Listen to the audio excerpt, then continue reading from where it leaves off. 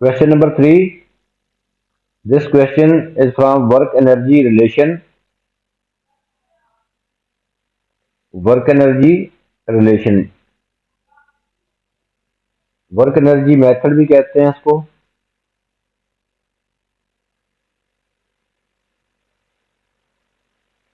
A block of mass 10 kg is at rest on a rough plane. This is a rough plane inclined at an angle 30 degree to the horizontal. This plane is inclined at 30 degree to the horizontal. This is horizontal line. A force of 120 Newton is applied to the block at an angle 20 degree above a line of greatest slope. This is a block or this is a force 120 Newton.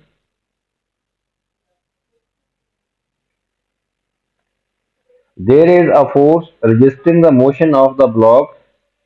क्योंकि ये surface rough है तो इसमें resistance भी होगी। तो resistance force जो है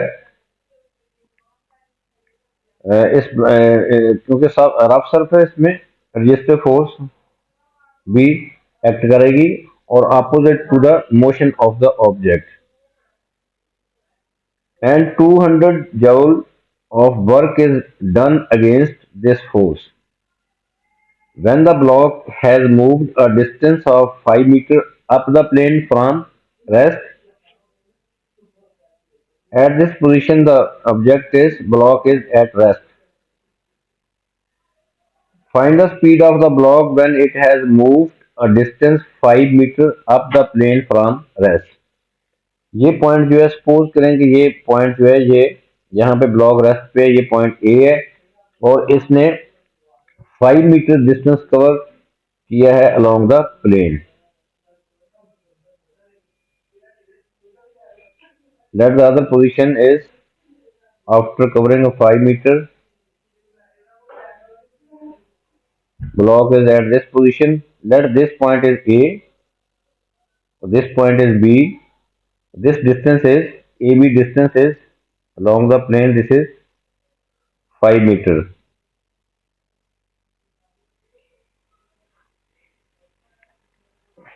हमने स्पीड फाइंड करनी है at B. Find the speed of the block when it has moved a distance 5 meter up the plane from rest.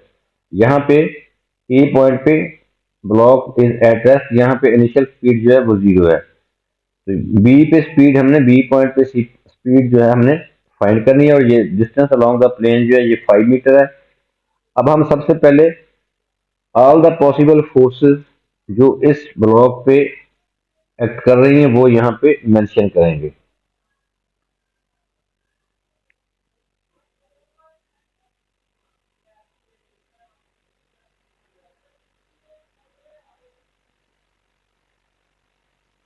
सबसे पहले हमें इस फोर्स को 120 फोर्स जो है इसको रिजॉल्व करके दो कंपोनेंट्स फाइंड करेंगे, एक अलोंग द प्लेन और एक परपेंडिकुलर टू द प्लेन।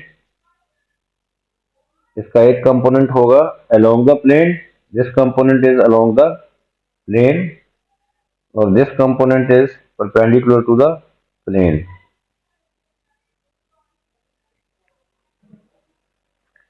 और दीज आर रेक्टेंगुलर कंपोनेंट्स और इन दोनों कंपोनेंट्स के दरमियान एंगल जो है ये 90 है।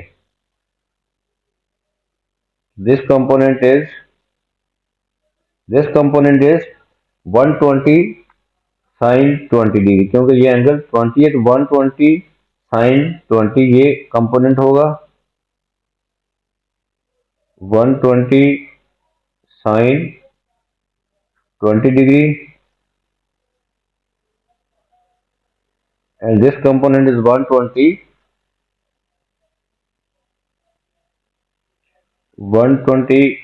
cos 20 degree. इसी तरह हम इसका वेट शो करेंगे, वेट भी एक फोर्स होती है तो वेट इसका होगा vertically downward.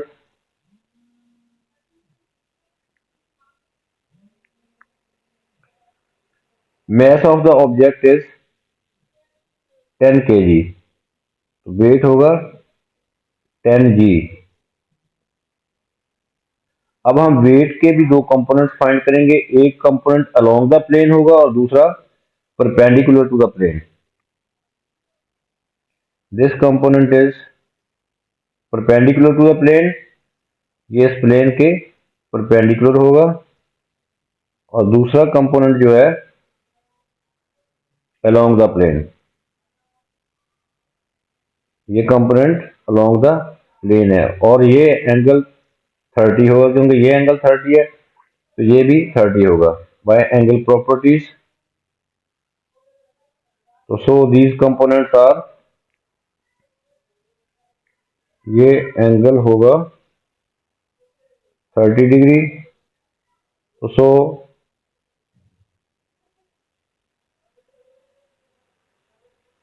This component is 10g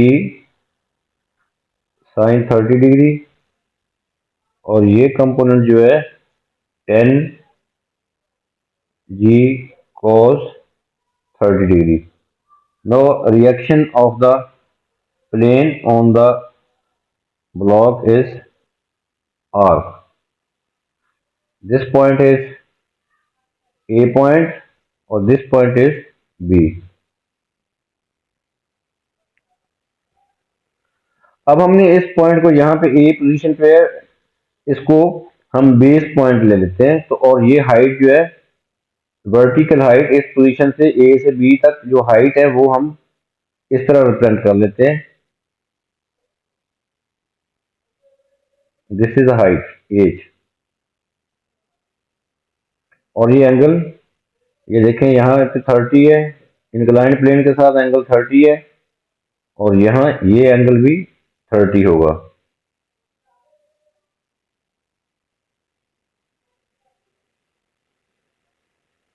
अब यहां से easily we can find H by using trigonometric ratio. Perpendicular इस ट्राइंगल में परपेंडिकुलर एच है और हाइपोटेन्यूज जो है ये 5 है। Perpendicular over hypotenuse is equal to sine 30 degree, तो हाइट फाइंड हो सकती है। Now we will use work energy relation. Work energy relation जो है उसका ये फार्मूला है, this is the relation, work energy relation. Work done by driving force, ये शॉर्ट फॉर्म में मैं लिख रहा हूँ, WD का मतलब work done by driving force is equal to work against friction plus change, delta shows the change in mechanical energy. अब work against friction जो है हमें गिवन है 200 जॉल, तो यहाँ पे 200 जॉल वर्क अगेंस्ट फ्रिक्शन 200, और work done by driving force, this is the driving force, ये 120 न्यूटन वाली फोर्स जो है this is the driving force. इसका हम ये कंपोनेंट लेंगे जो अलोंग द प्लेन एक्ट कर रहा है, 120 cos 20, 120 cos 20 degree, this is the force, applied force या ड्राइविंग फोर्स 120 cos 20, और डिस्टेंस जो है वो है 5। तो 120 cos 20 को हम 5 से मल्टीप्लाई करेंगे तो वो work done against, work done by driving force आ जाएगा। So work done by driving force 120 cos 20 degree into 5, this is the work done by driving force, this is the work done against friction which is given, but अब हमने change in mechanical energy जो है वो find करना है, change in mechanical energy. Let this is equation 1 for reference. अब हम क्या करेंगे, हम अभी हमने मैकेनिकल एनर्जी दोनों पॉइंट्स पे फाइंड करनी है, पॉइंट ए पे भी और पॉइंट बी पे भी। मैकेनिकल एनर्जी एट बी, याद रखेंगे ये पॉइंट हम रेफरेंस पॉइंट ले रहे हैं, कि जो ऑब्जेक्ट ब्लॉक है यहीं से स्टार्ट हो रहा है। जिस तरह कि एंगल हमने यहाँ 30 डिग्री शो कर लिया है, जिस तरह ये है, तो हमने इस पॉइंट को बेस पॉइंट ले लिए। इसकी movement from point A to B है। बी पे हमने स्पीड फाइंड करनी है। तो change in mechanical delta show the change in mechanical energy. तो so first of all we will find mechanical energy at point A. Mechanical energy at point A, mechanical energy होती है potential energy plus kinetic energy.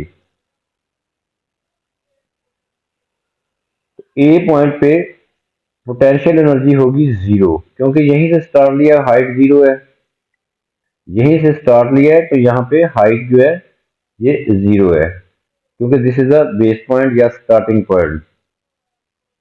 तो potential energy at ए 0। और kinetic energy है, kinetic energy भी 0 होगी, क्योंकि block is at rest at point ए, तो यहाँ पे इनिशियल स्पीड जो है इसकी 0 है। तो so kinetic energy and potential energy at point A both are 0।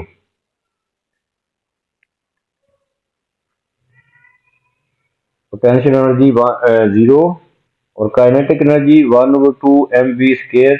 और v क्योंकि 0 ये भी 0 हो जाएगा। तो so ultimately potential mechanical energy at point A is 0। इसी तरह अब हम मैकेनिकल एनर्जी फाइंड करेंगे at point B. Mechanical energy at point B, वो भी potential energy plus kinetic energy. यहाँ पे पोटेंशियल एनर्जी क्या है, mgh। यहाँ पे पोटेंशियल एनर्जी क्या है, हाइट हमारे पास है h, m भी गिवन है 10 kg हाइट, हम फाइंड कर लेंगे mgh। पहले हम हाइट फाइंड कर लेते हैं। यहाँ हाइट, इस ट्राइंगल को देखें, this is right angle triangle, this side is perpendicular और दिस इज हाइपोटेन्यूज। ये साइड 5 मीटर है, ये गिवन है, और एंगल भी गिवन है 30 डिग्री। तो इस राइट एंगल ट्राइंगल से हम हाइट फाइंड कर सकते हैं by using this ratio. Perpendicular over hypotenuse is equal to sine 30 degree. h is equal to 5 into sine 30 degree. Sine 30 degree जो होता है ये 1/2 होता है। तो so we get h is equal to 5 into 1/2, h is equal to 2.5 metre.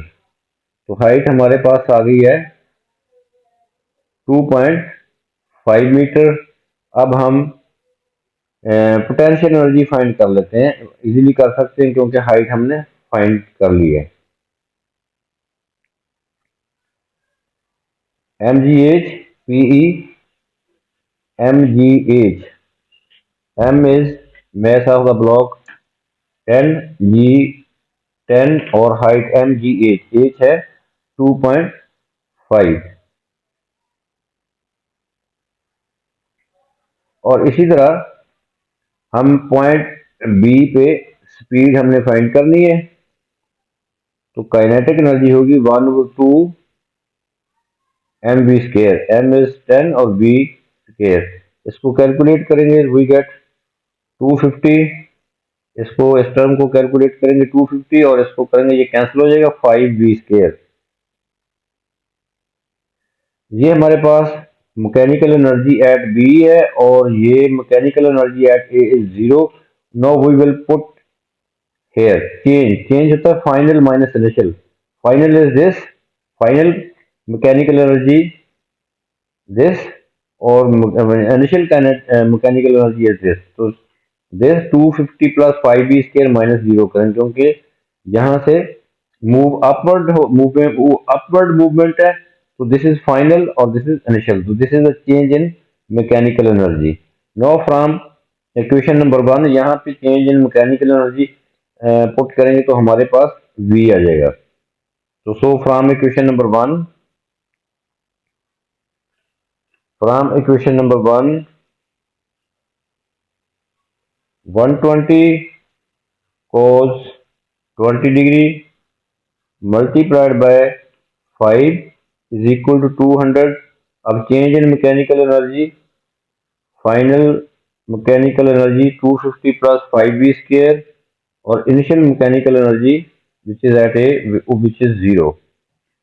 Now calculating, left hand side को calculate करेंगे तो ये आएगा 563.816 is equal to 200 plus 250 plus 5b square. तो फ्रॉम हेयर ये दोनों को ऐड करके ये आएगा 450। 563.816 is equal to 450 plus 5b square. From here 5b square, इस टर्म को हम 450 माइनस हो जाएगा 563.816 से, तो we get 5b square is equal to 113.82।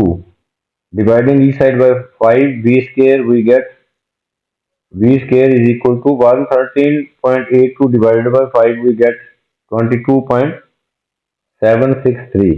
During the working आपने राउंडिंग ऑफ नहीं करनी ताकि फाइनल आंसर जो है वो करेक्ट आए। तो taking square root each side we get v is equal to 4.77 meter per second, correct to 3 significant figures.